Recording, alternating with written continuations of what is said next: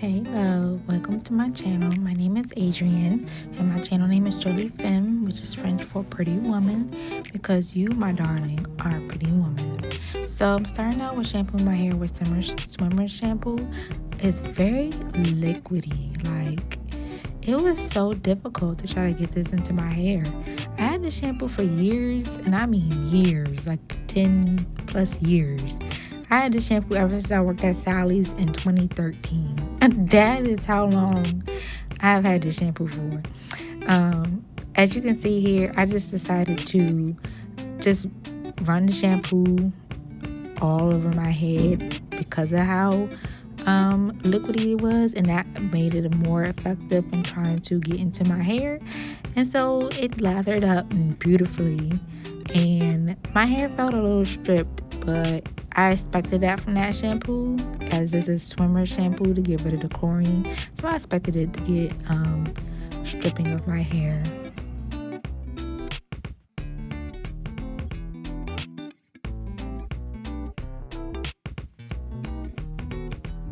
Next, I'm going in with the TGIN Moisture Rich Shampoo.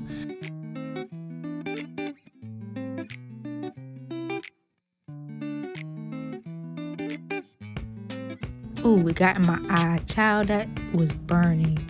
It was burning so bad getting in my eyes. I expected the Swimmer shampoo to get in my eyes, not this shampoo.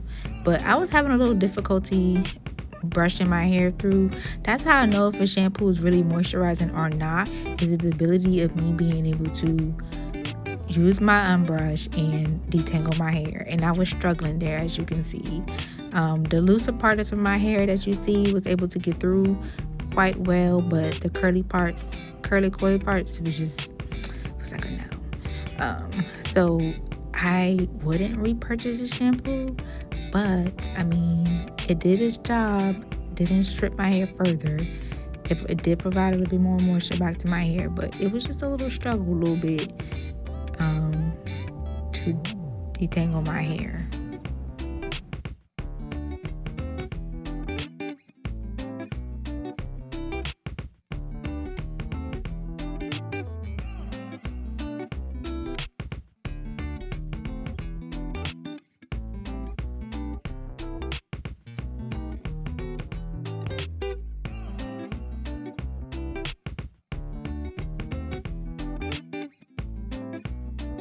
Next, I'm going in with the TGIN Miracle Repair Deep Hydrating Hair Mask. This hair mask was thick, baby. That thing was not moving out of that jar. It was thick, honey. And it provided a good little amount of slip. I'll continue to use this up. I had this for years as well. Probably from 2020, I want to say 2020, 2021, I had this conditioner. I'm trying to use up my stash, okay? Don't judge me. Oh, now, like, I'm pretty sure if you're a product junkie like me, you got products from all sorts of brands for years and years, unless you're that type of person that actually, like, discards stuff after a year or 18 months of being in your stash. But, yeah, this shampoo, I'm talking about shampoo. This conditioner, I didn't get any slip out of it. As you see me struggling to take my tangle teaser to detangle my hair, and I'm trying to show you guys on those parts of my hair that's more looser textured, I still had issues detangling my hair with my tangle teaser. And mind you, I did show you that I detangled my hair with my unbrushed brush first. So the fact that this has no slip, I'm just gonna use this up. I will not repurchase it ever again. And yeah, I just decided to go on with the rest of my shower. Now I'm done with my shower and I'm rinsing out the conditioner. Typically, I like to sleep in my conditioner whenever I'm deconditioning, but I just came from the pool, so I didn't have time to do that this time around. I just did a good 10-15 minutes in the shower as I'm doing my whole body.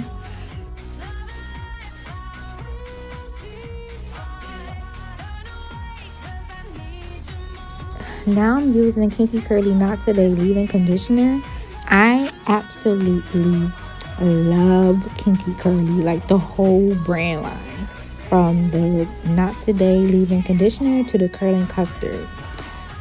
I can tell you not, like, the leave-in gives excellent amount of moisture into the hair, excellent amount of slip.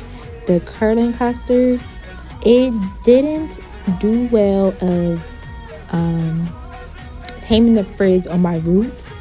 I don't know if that was because of user error, because I was using a 3-row brush to kind of give my hair some definition instead of just using my fingers. I started to use my fingers throughout the rest of my head, but these first 2 sections I just used the brush, and I just let the brush do the definition part.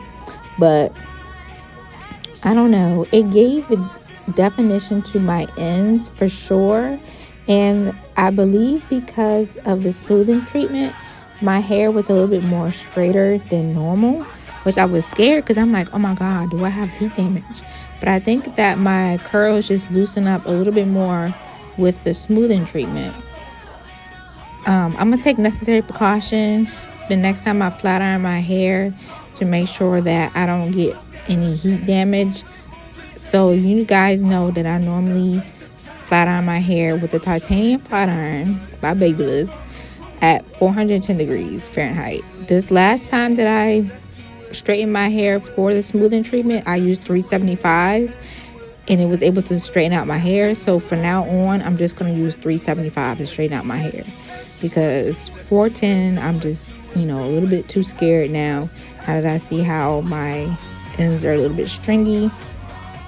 The stringiness kind of went away as the hair dried up, but it was still kind of stringy like, and yeah, that's what makes me so scared.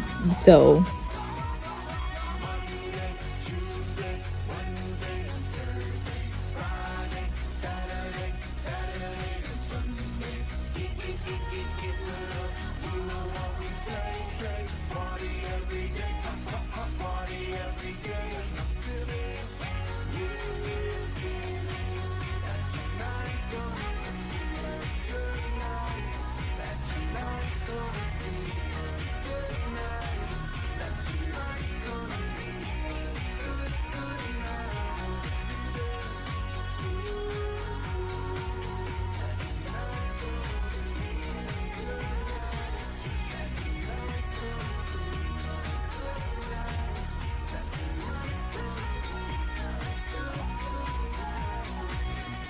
So at this moment, I knew to get some water for my other sections of my hair.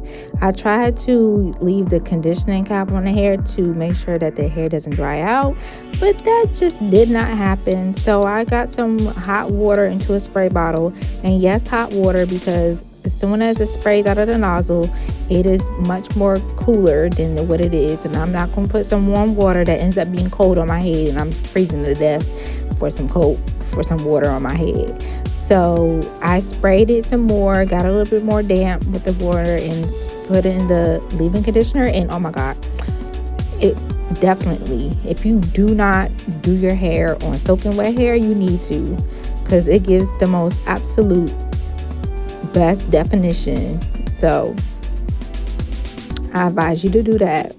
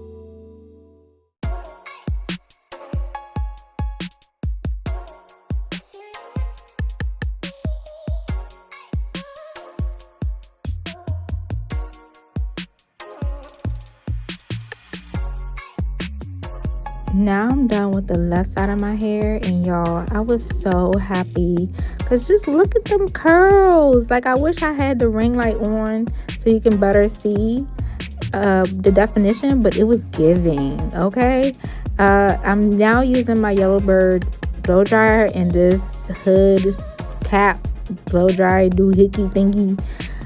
I have the exact name of it, but I can't think of it right now. But anyways, I started to use the blow dryer and this attachment.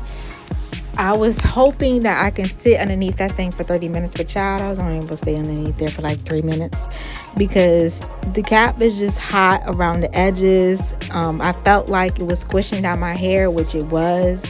It wasn't really allowing the hair to be at its full volume potential.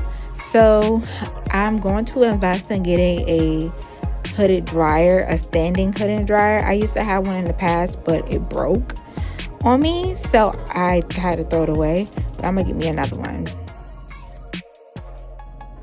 Now this is the finished look.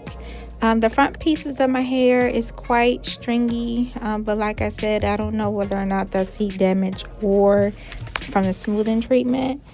But the front of my hair normally is a looser texture than the rest, but I'm loving this wash and go. I absolutely am loving it. And let's see in the future how well my wash and goes do with the smoothing treatment with the second application. All right, thank you for watching. Stay tuned for more videos. Bye.